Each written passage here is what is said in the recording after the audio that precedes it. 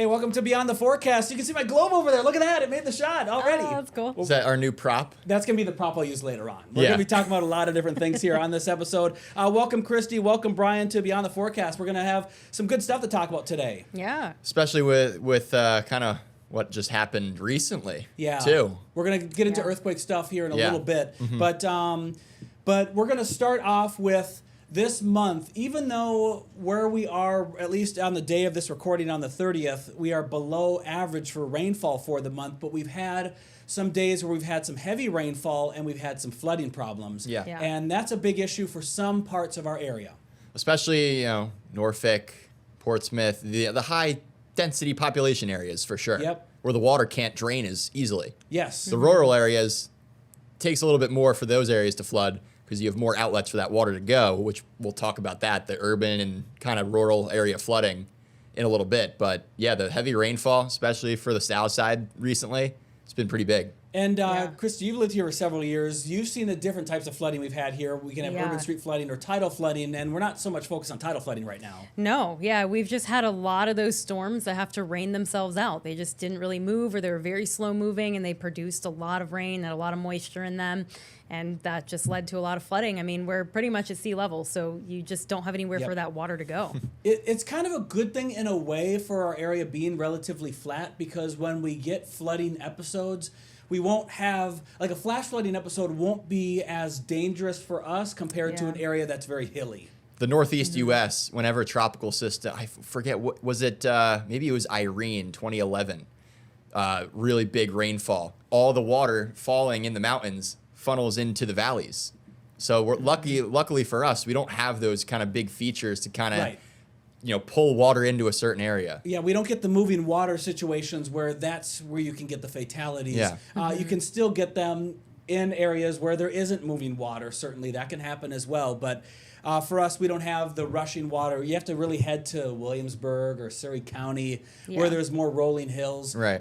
There's not a lot of mountains in this area. There's one, but there's not many. So yeah, you're more likely going to drown your car. I picked up on that, instead Jeff. of yourself. Yeah, Mount Trashmore. There's one mountain. Yeah, there's one mountain in this area. I didn't catch on to that. I was I was waiting for the in Jeff the back joke. of my head, I was like, what mountain do we have? Mount Trashmore. Look, everybody, Trashmore, Jeff tries to get us at least once an episode with his Jeff jokes. I caught it right off the bat that time. It was cool. It was even snow-capped earlier this year, too, so that was neat for a little That's bit. not a lie. That is not a lie. Except the snow melted on top of the mount before it did anywhere else in the shade. Yeah. Anyway, we're just having some fun. But no, flooding, big deal. So let's talk about urban flooding and why these areas happen more. Brian, take it away. It really all has to come down to what the surface is made of. Obviously, in your urban areas, we're going to have our concrete.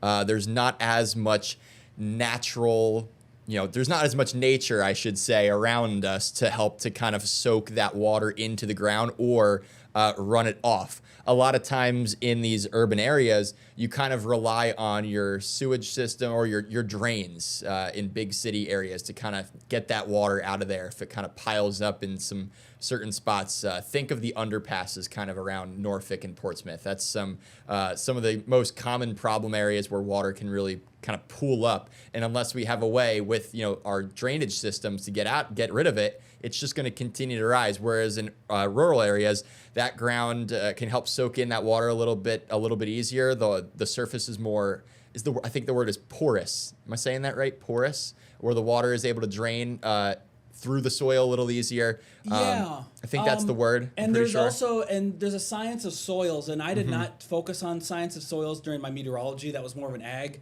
kind of focus, but a very hard or a very dry soil that's hard pan caked, that won't absorb the water as well as a soil that has a little bit of moisture in it. It's kind of interesting how that works. Yeah. Would the word porous, maybe that's the right word. I don't know what the technical term would be. I can't remember what the technical term is. Quality. But you are right in saying that harder soil, and this is actually why it's bad to get really heavy rains after a long period of dryness, because the water is going to be kind of hard, and it's not going to be normal soil at that point. It's going to be really tough to get water to drain through it. You'll get runoff is what you're trying to say. You'll get runoff, and it runs off into certain areas. In the rural areas, it'll be the streams, the rivers, and the lakes. In urban areas, where does that water go? the lowest possible point in those urban areas, which is why we get some flooding in sometimes in our local neighborhoods. Yep. In rural areas, it has just much more outlets to kind of run off to, aka rivers and your streams, hopefully away from any development. Viewers know that I was here for a couple of years, and then I went on sabbatical. I like to call it. I went up to Minneapolis for a couple of years, but I say sabbatical. Sabbatical. Fun. And then I came back. When I came back, I rented a house for a year before I could figure out where I wanted to live again, to kind of get my housing situation figured out. And that yard flooded and stayed wet very often. So this was an area. This was in this rental house was in Chesapeake. It was in a development that probably 30 years ago was just swamp and trees. Yeah.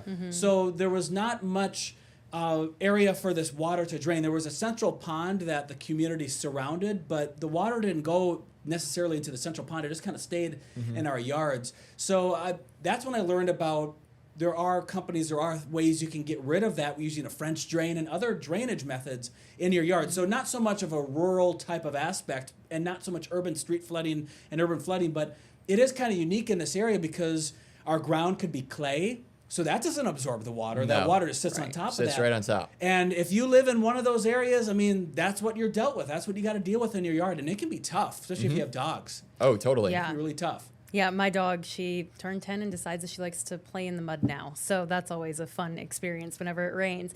But I do think that it's interesting in this area that you can go like a few blocks over and then you have a lot of that flooding that happens versus where you are. So it's not, I feel like other areas across the country, it's more like, okay, this area, the whole area will see a lot of flooding. But here it really depends on where you are. Like I was pet sitting for a friend that lives maybe 6 blocks away from me.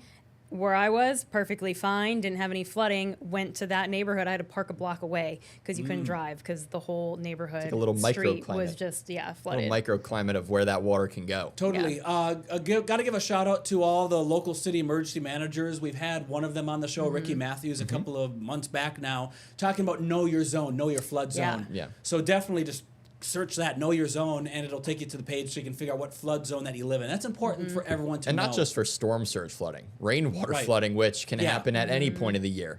Yeah. So important stuff. Yes, Yeah. it is. Let's talk about what do we have here on this board right here. So flooding at risk areas. Okay, so this, if we play out this graphic, this is kind of just going over some of the most at-risk areas in Hampton Roads. So those urban, low-lying communities, the underpasses, parts of Norfolk, and also really into areas around town. That water can really pool up pretty easily with not many outlets. So during heavy rain events, if you don't need to travel, best to not travel at all. The rural areas, those country roadways, if they're kind of near rivers or like mini streams that on a typical day would just be water kind of trickling down onto the roadway, those can be totally washed out if we get a big enough rainfall and enough runoff. So it's very important to kind of understand the surrounding parts if you live in a rural area, to understand the surrounding parts of those roadways and know, okay, hey, there's a stream here. Maybe if there's a really heavy rain event one day, we'll try and go take an alternate route, because you never know how high that water can rise in a short amount of time. And the thing is, too, even if you've lived in this area for 20, 30 years, and you know that County Road B always floods when we get heavy rain, you know that during the day because you see it as you're driving up. But you could be driving home at night or it's dark out and there was heavy rain 2 hours ago, and you're maybe not totally aware that there's that one spot that floods. You could drive right into that at full speed, and then all of a sudden you're in danger. So you got to be careful about that. A great story I have is back when I was in Savannah, one of the first tropical systems that I was covering. I think it was, what was it, last year, Debbie? I think it was Debbie. It stalled for 3 days over our area in southeast Georgia. Okay. And some areas got 1.5 feet of rain. Wow. And Whoa. there were some people who were saying they never experienced flooding in their own backyard, but in that storm, it happened because what happened was they had no idea there was these little streams and creeks, maybe in the woods behind their house. All those streams and creeks over that 3-day span, runoff came in, filled them up, and eventually spreading into their yards to the point where they had to evacuate. So that's, sometimes the danger for rainfall flooding. And this is, even lasting after the storm. It doesn't happen, right away. it can be 2 to 3 days down the road when all that water runs off into those streams and creeks and eventually starts to rise. And that's not even storm surge. That's just from the water that's raining. That's, that can happen in a typical thunderstorm if it rains hard enough. Yes, it can. It definitely can.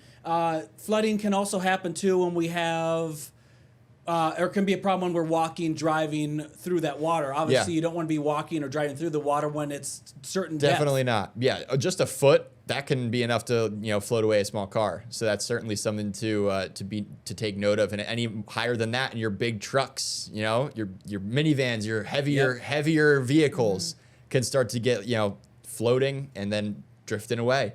Again, we saw it with that tropical system that I was just talking about in Savannah. There were some people who lost their vehicles, and not even that. Even if their car wasn't, floating away, they still got the water came up high enough that the water got in their cars. Right. Just sitting there. And the rainfall rates that we get in the summertime, that's where the problem is. It's intense. It's not so much the wintertime or the spring. We don't get those thunderstorms, so we don't get the 2-inch per hour rainfall rates. We get that more so happening summer, maybe in tropical season events in the fall. Because our air is just so humid. It's just got so much water in it. Because it's so much warmer out. The warmer that air is, the more water that atmosphere can hold.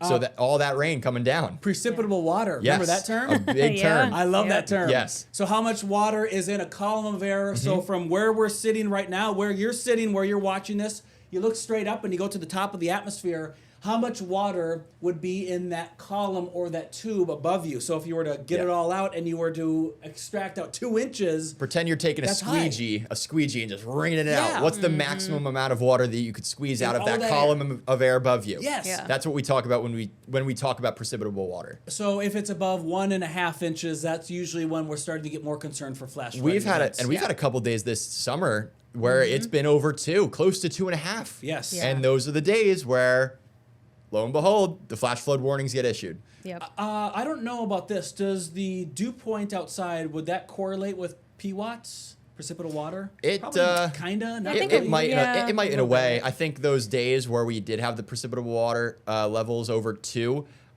I'm pretty sure, thinking back, I wasn't looking directly at the dew point measurements, but I'm pretty sure those were really sticky days.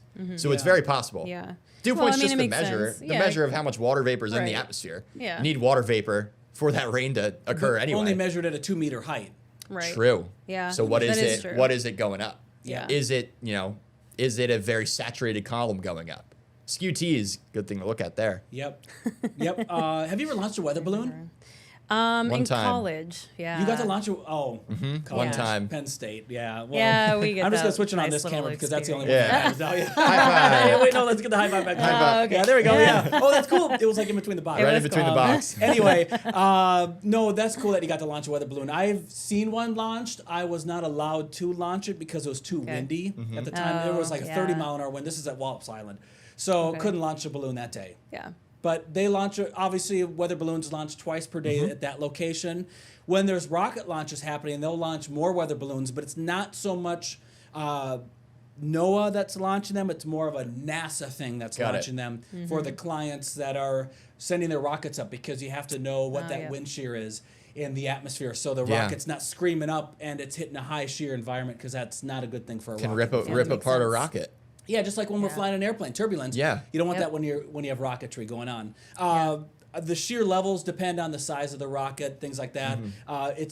They're kind of secrets though too, because it could be related to military secrets or related to the company that has them as well. Because But also these, they don't want to release that information. Right. Right. But also these, weather balloon launch is super important for, the rocket stuff in general, because think about how much money it goes into some of those. A lot of money. One rocket launch, Yeah. millions of dollars, some billions sometimes, dare I say, definitely millions of dollars. Well, there can be spacecraft on board that would be that much in terms of how much time for development. Exactly. And going back, you could add it up that way. But yeah, So that's they're why it's so millions of dollars. important. So important that, Yes. they get it right. The forecast has to be right. Yes. It is great that we have Wallops Island where they launch weather balloons, and we have a launch pad right there, so you can kind of see like in the morning, oh, there's a lot of shear in the atmosphere. I've done that before when I'm going to watch a rocket launch. If it's sheared out in the morning, I probably won't even try because to head up there. Yeah, because you just have a feeling it's going to get canceled or called off. Get a scrub launch. Sense. So that can be frustrating. So I have a couple of numbers that I've written down in thresholds amount for kind of things that I've noticed over the times, but I don't have the specific numbers. That's kind of like me with going surfing. I'm not going to the Outer Banks unless it's this height with this wind direction. Right, and that swell period maybe too. Exactly. So, totally. That's all about flooding. So I think we're going to take a quick break, and then we're going to talk about the July temperatures. We're also going to talk about the recent earthquake that happened in Russia that has some concern for spots into the Pacific Ocean for tsunamis. Yeah. Brian's going to lay down his tectonic plates knowledge, so we'll be right back in just a bit. Welcome back to Beyond the Forecast. I think this is the only camera that can show the globe. You got it. Yeah, you can spin it on your finger if you got your hand just right. So we're talking about, does this work? Well, I'll just put it right here because you can still see it. Covers the whole. Great camera shot there, Jeff. You just said that. Oh, that's really close. Yeah, that is really close. Here, let me move this back, and then we can do this. So we're talking about tectonic plates. Now, this globe doesn't have them on them. You have to get tectonic plates from a map that shows that like this. So this is a map, not a spherical. The United States, North America is right in the center of the map, so kind of get your eyes trained because there's brighter things. And Brian, you're into tectonic plates and ocean bathymetry. So tell us a little bit more about these plates. So there's a couple different there's a couple different kinds. You have strike slip faults, which you can think about the earthquakes that get caused in California. Those are strike slip. Those are, areas of earth that are moving, kind of parallel to one another, and the built up stress, because obviously the plates are uneven. There's going to be areas where the stress gets built up a little bit more than the surrounding areas of that plate. And once you get those slips, you get those areas where it's kind of going like this, and once you hit a little bit of stress, there's going to be friction that builds up over time. Yep. Once it slips, that's where you get your earthquake. Those ones don't typically cause tsunamis because what you need for tsunamis is a displacement of water. What we need is those thrust earthquakes, or with the one off the coast of Russia, they called it a mega thrust quake because it hit a certain threshold. What was it, 8.7? Eventually it was turned to 8.8 magnitude? 8.8, yeah, was the later one analysis. of the, I think that's a top 10 that we ever recorded too, if I'm correct. Somewhere around there, yeah, one of the strongest ones in a long time, certainly. Exactly. So that was from a thrust fault, or essentially, you have to think of it, if you could pull up the map one more time, we can look at the Pacific plate, and it kind of goes up against the North American plate, if off to the, So you're looking at this zone right here? Nope, keep going, the one with Russia, keep going right over there. That's a subduction zone. So that is one area of the plate where essentially the Pacific plate is sliding underneath the North American plate. That typically it's basically the same things happening. You're getting built up stress as that plate is subducting. And once it slips and releases that stress, you can get an upward thrust. That's why they call it a thrust, a thrust quake, a thrust fault line. And don't mean to interrupt, the area of interest from the earthquake is right here. Right over there. So that's the yellow plate, the Pacific plate, is sliding underneath the North American plate, the brown one there. And when it slipped, you got a whole bunch of force going upward. That is water being displaced, because obviously you can't lift the ground under the ocean without also lifting the water that's above it as well. So that's what creates those bigger tsunamis. The one in 2004, I believe it was Thailand, I believe it caused over 200,000 fatalities. Jeez. It happened right off the coast. It produced a massive tsunami wave. And at that time, we didn't really have, the best ways of kind of talking about the risks of these earthquakes. Now our technology is a whole lot better, so we're able to kind of get the warnings out ahead of time. For example, the tsunami warning sirens going off in Hawaii yesterday evening, and even into California as well, hours in advance. But this was focused again right around here where. But these were the spots that had the biggest concern early on. It was areas in Japan. Yeah, the Aleutian Islands had a warning at one point. And that's where the wave got there much quicker because it's closer to the epicenter. These waves can, they can go up to 500 miles an hour. Right, 500 miles an hour for a tsunami wave. So that takes it into the Aleutian Islands there in hour and a half. Hour and a half. Japan, maybe closer to 2. Yep. Yeah. Closer to Takes 2 a hours. couple hours to get to Hawaii, but again, it's these kind of there's strike slip faults, there's just normal fault lines, and then there's diverting plate boundaries. There's a whole bunch of different kinds of fault lines. Not all of them create earthquakes, by the way. So they'll have tremors, but not all of them will produce the big time earthquakes where you get the tsunamis.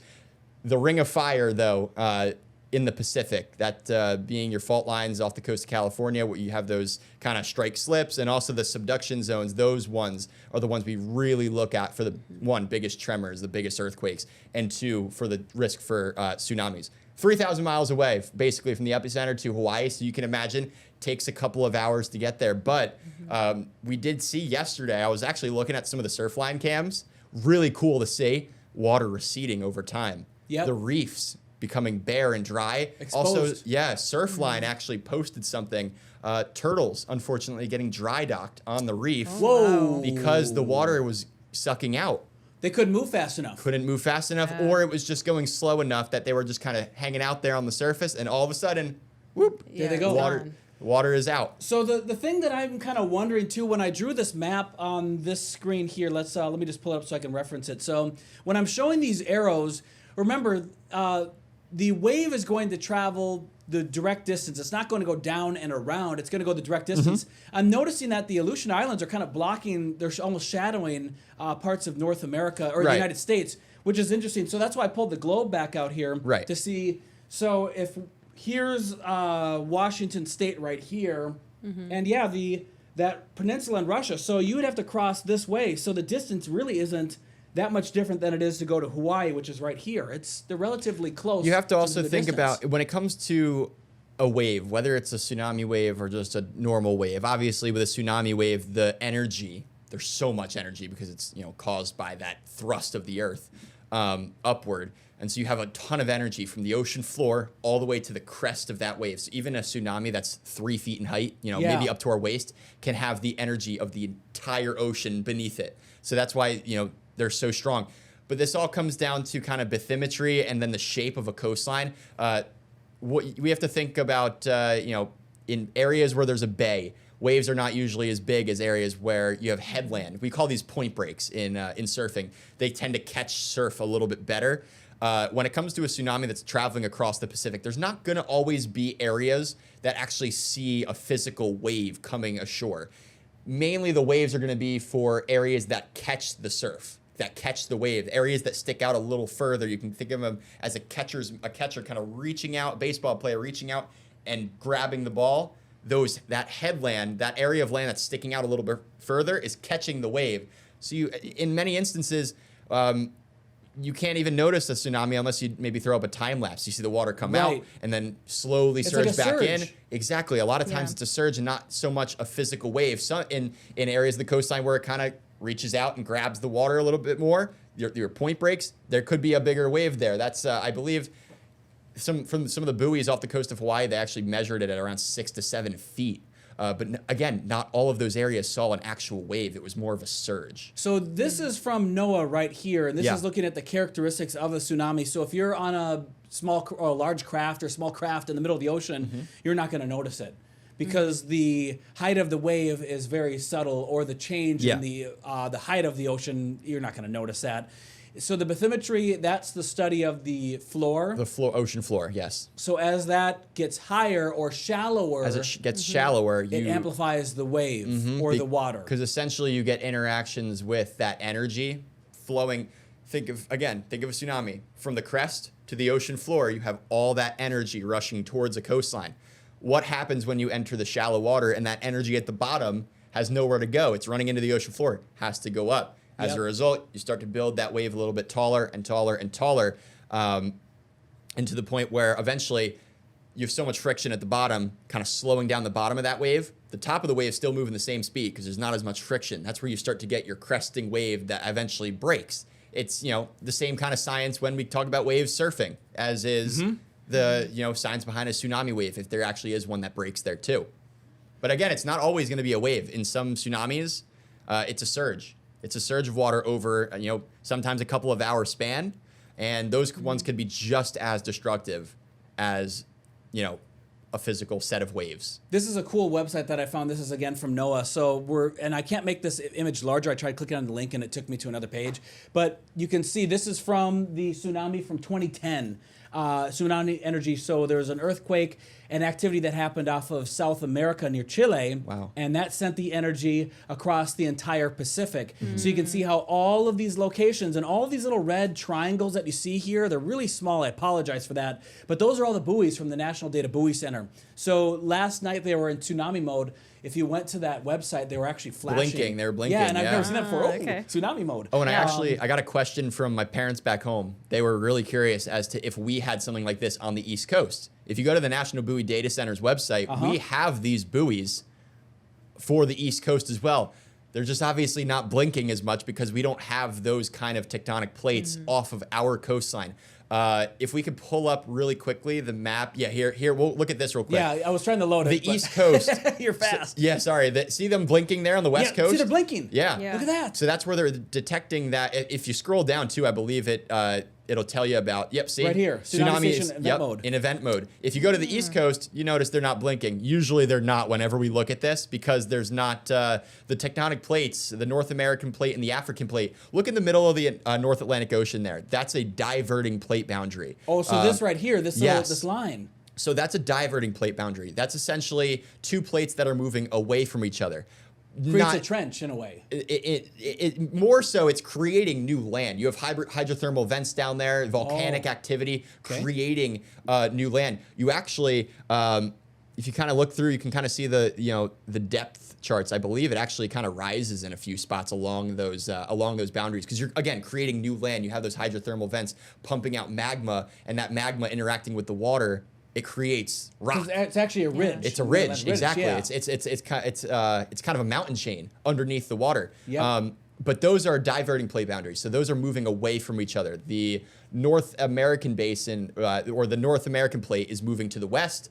The African one is moving in the opposite direction, off to I believe the south and east. Let me pull this up so I'm not. That's fine. Yeah. Totally wrong here. One thing that's great about these, and Christy, it's moving east, so they're moving away from each other. You've used this before.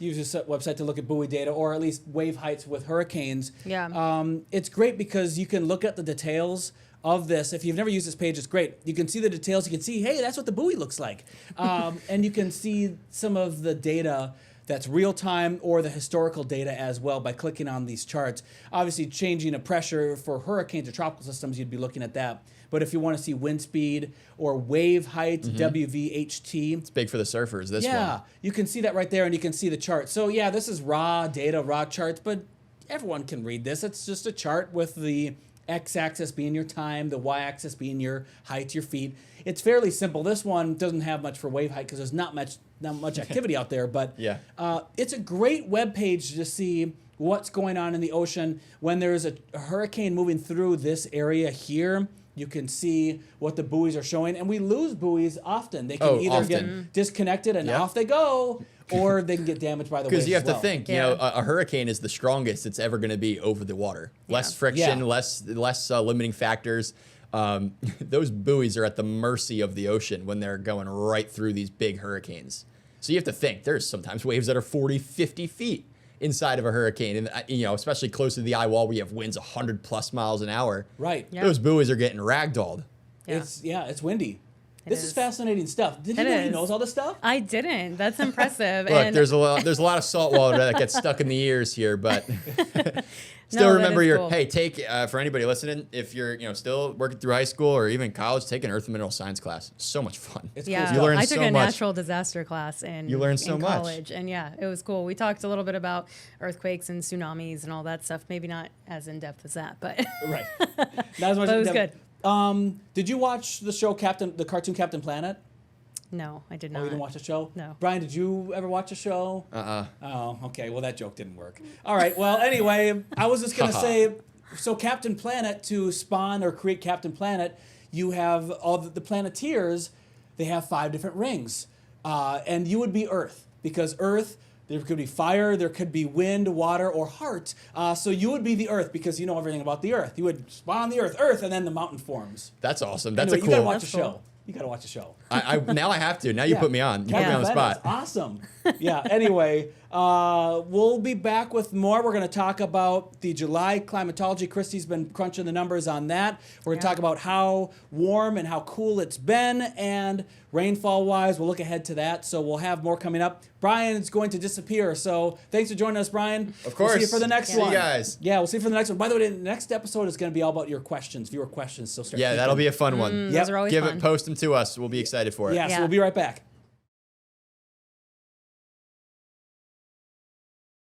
Hey, welcome back to Beyond the Forecast. Christy's hanging out with me. Brian had to leave. He had to get ready for the show. So. Yeah, that's fair. We'll give him an excuse. Yeah, we'll give him an excuse. Well, he took the workload on the earthquake stuff, so we had to. Yeah. That's And that what we was got very done. interesting. Wasn't that something? Learned a lot about all the tectonic plates and everything. Did you watch? Okay, I'm just going to be going down memory lane again. Bill Nye, you watch that show? Yeah. Like they wheel the TV in the classroom. Oh, stuff yeah, like that. yeah. I met Bill Nye in person once, too. Okay, tell me that story. Want to Was hear at- about him? That was at Penn State. Okay. I don't remember what he was there for, but he was there and he obviously stopped into the meteorology department. And yeah, I don't think I think whatever he was doing was more of like a private event.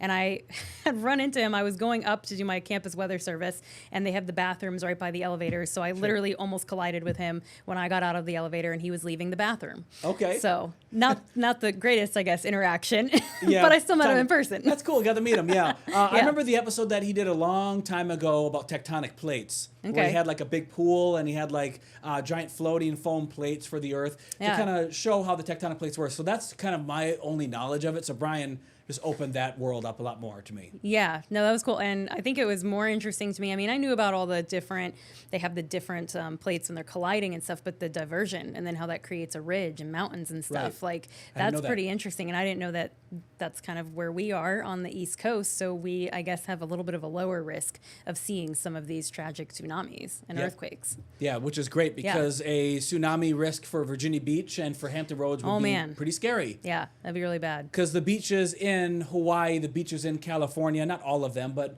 a lot of them, it's cliffs. Yeah. So they don't have the effect of the tsunami while we don't have cliffs on our beaches anywhere. So Yeah. it'd be kind of I don't even know if we have anything in place if we were to have a tsunami. Like I know some areas like New Zealand and stuff, and I'm sure in like Japan and everything, they have higher ground areas that are built. So if you have the tsunami warning go off, obviously you need to go to higher ground, and these are specific structures that are meant to withstand a wave, and you go all the way up to the top. Right. So I don't know that we really have that here. Yeah, well, we have one mountain, so we have Mount Trashmore. Everybody go to Mount Trashmore. Everyone go to Mount Trashmore. Yeah, King of the Hill. Yeah. Maybe not the ideal situation. Probably not. I was watching some of the local news. We're going to get into the July Climo stuff here in just a second, but the local news from Hawaii last night from one of the stations there, the people that were at Waikiki Beach were advised to go back to their hotels and to get at least to the fourth floor. Mm-hmm. So not just get inside, Right. get 4 floors up, which is Yeah. significant. Yeah, you do need to be really high up there. But I guess those hotels, I'm sure they're probably built to withstand some hurricanes. So Sure. if you think about it, if you have a wave, I mean, obviously you're going to get flooded out. But if you're up there, I would imagine they're probably built so they don't at least collapse under that type of event. Yeah, that type of force, because that Yeah. water moving is a lot of force. Right. Let's talk about some of the Climo stuff here from the month of Yeah. July. So it's been a warm month. Yes. Closer to home, I think people might think that this has been a really hot July. And so I have a calendar here that has all of our temperatures, our high temperatures that we've seen. And this is, I think, a great example of how you hear a lot of people say it's not the heat, it's the humidity. Yes. And that's really what we've been suffering with throughout this past month. So if you look at our temperatures here, we have a lot of 80s, low 90s on there. I mean, Yes. our average high is like 90 degrees for July. So seeing like a 92, that's not that far off from average. In fact, most of the days were a little bit below average for our temperatures. I'm looking at one of the charts here that shows you kind of which ones are above and below. And I'll count real quick. 1, 2, 3, 4, 5, 6, 7, 8. We had like 9 days above average, which is not That's not that much. a lot. especially compared to how it's felt, because to me, it's felt like this has been one of the hottest Julys, at least that I've experienced since being here. Yeah. And I was here since 2021. It's not the heat, it's the humidity. Right. And Wow. so I tried to look and see if there was anything that has the heat index, like the peak heat index every day. And I don't think that we have anything that's readily available for us that has that listed per day like we do for temperatures and rain and all that stuff. It's just like for the wind chill. There's not really Right. a record of that. Yeah, we don't really have a record of like wind chill or the heat index. But that is really what has been impacting us, because we've seen so many days where it's felt like we're over 100 degrees because our dew points have just been sitting in that tropical, that saturated level of the mid to the upper 70s. So very hot. And as far as let me have you go back a little bit into that temperature one real quick. Okay, yep. Sorry, I was moving too fast. No, you're fine. So the temperatures, we are on average only about a degree above the normal. So the normal that we usually would experience for the month of July temperature-wise is 81.1 degrees. So that's taking an average of all your daily highs, all your daily lows, and averaging it out that way. So our normal is 81.1. Right now, we're sitting at 81.95, which we'll get into that in another graphic here in a minute. So that's really only about a degree almost above normal, which really isn't terrible. When we look at the top 10 lists that I'll show you here in just a little bit, or maybe I guess we could pull it up now. Yeah, I'm just loading it up right now. That one you can really see how big of a difference it is. And remember, these are averages, so it takes a lot to have an average go up several degrees. So our top hottest, 2020, 85.4 degrees on average that we had. So 2020 was the hottest that we've seen in Hampton Roads, and I'm sure some of you that are listening and watching, you remember that. Yeah. That was a year before I got here, so I didn't experience that one. But definitely made the top of our list. And so we're not even in the top 10 for this year, even though you might think that it is, you might feel that way. But like I said, we're at 81.95. That's only about a degree, 0.9-ish degrees above that average. But you can talk about how the top of our list is like 4.5 degrees above average. And when we look at average, again, it's a 30-year average from 1981 to 2020. Yes. That's that 30-year average for that time. So that's where that number comes from. Temperatures have been warming up. If you were to look at the older average from 1971 to 2010, that average temperature for July was a little lower. Yeah, it was like 79.8, I want to say. Yeah. Yeah. And the average high temperature, the hottest temperature of the year, the average high, I can't get this out, but the average high temperature today is 89 degrees. Yes. The average high temperature 2 weeks ago, let me get this back on camera because I'm feeling like maybe I can talk to the camera better. 2 weeks ago was 90 degrees. So that 2 weeks ago, 90 degree temperature wasn't 90 20, 30 years ago. It was in the 80s. Right. So that average high being 90 in mid-July is a newer phenomena and a newer thing from a warming temperature. So. Right. So again, that is a common thing that we've seen in a lot of places. So that goes into that whole topic of climate change and everything and global warming is that, you can notice that in these trends where they come out, we see new ones. It's a 30-year range that we always look at. Does it come out like every 10 years or something like that? Correct. Every 10 years. Yeah. So every 10 years we see that, and you have noticed that pattern that it's steadily warming as we look at those averages. And again, it takes a lot to change an average. It does. Yeah. For temperatures, for precipitation, those averages are usually fairly consistent. When we get to snowfall for Hampton Roads, it changes every time we get a new data set. This year it went up this last cycle, I think it went up by an inch for the average amount of snow we get in Hampton Roads. And I was super excited, like, oh, wow, we're turning into a snowy climate. It's just the 30-year data set. We don't have enough really good data from Which that. is, it's funny out here because, like, this year we had a crazy amount of snow, over a foot of snow. But then, a couple of years ago, it was just, we had like a couple inches and that's about it. Yep. So It varies. Yeah, but so talking about precipitation, we can go back to that other graphic. The calendar? Yeah, Okay, and we can let me talk load that up. real quick about the precipitation that we saw throughout July. So aside from it being obviously very hot, we did have a stretch where we did see a good amount of rainfall, and we talked about that at the top of the show where we saw some of that heavy rainfall, these storms that just kind of had to rain themselves out. One of those days was on the 10th of July. I do want to say that like the temperatures and the numbers that you're seeing here, the precipitation, that's all taken at the Norfolk International Airport. That is our official record-keeping site. Yes. So that's where all these numbers are coming from. So in your area, say if you're in Williamsburg or something, it might be higher for you. So, these are just letting you know where the location is as a preface. But that is our official record-keeping site for Hampton Roads. So we have 1.83 inches of rain that fell on the 10th of July. That is quite a bit of rainfall. And then our next highest was on the 14th of 0.71 inches. I know during that time my grass was growing like crazy, but that already makes up about half of the rainfall just in those 2 days that we saw throughout July. So I don't have it listed on there, but we have had a total of 4.17 inches of rain for the month of July. Our average is 5.6. So we're in a deficit for that rainfall. So it's been drier than normal. We are missing about 1.5 inches of rain, roughly. It's 1.43 if you want to be technical up there. But it just takes one thunderstorm and you can easily make that amount up. Right. Exactly. It doesn't take that much. As you saw, we saw that amount over that amount in one day on the 10th. So definitely it's been overall a drier month for us than normal, but we have seen still a few days where we had a good amount of rainfall. Then we had some of those drier stretches. I think the bigger story was that high heat and humidity. Very not hot temperature-wise, but it was that humidity that factored in. You got those feels-like temperatures that were in the triple digits, and I know a lot of people were just melting for several days in July. Yeah, I'm on my second air conditioner so far for this month. Man. So yeah, that's not good. Yeah, and this show isn't sponsored by an HVAC company, so maybe we should get them on there. So yeah, right. We gotta get someone on there to help it out. ACs have been tough. Rainfall-wise, we are down for the month. Yeah. For the year.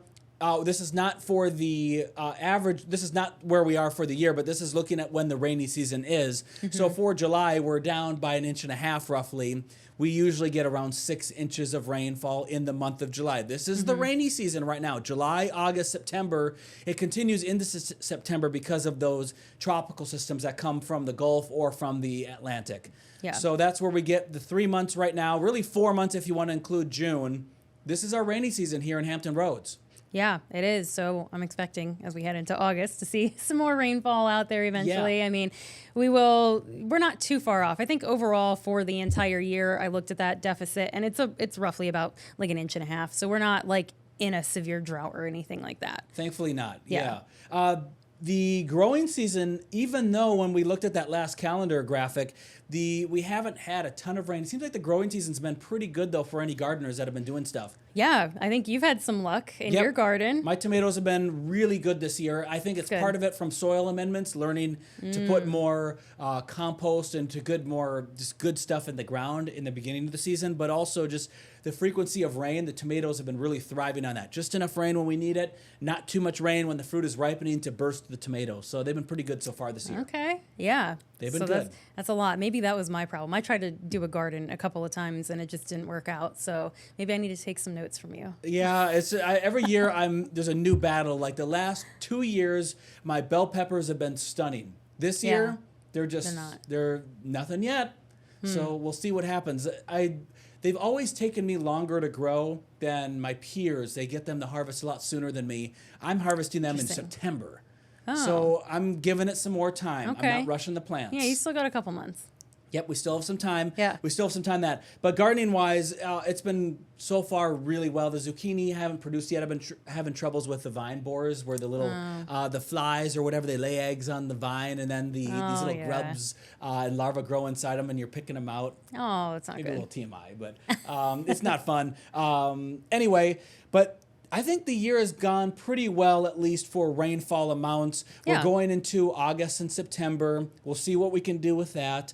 We'll see how we end the year. Obviously, we never want to have rain on October 31st for Halloween for the trick-or-treaters. Right. So we'll try and keep that day dry. We had July 4th dry this year, so That's nice. if we can get those outdoor holidays dry, Labor Day is another one too, Yeah. we'll be good. I think people will be happy. I think they'll be really happy with that. So what do we have coming up here in the next couple weeks? So in the next couple weeks, we're getting into the peak of hurricane season. Yeah.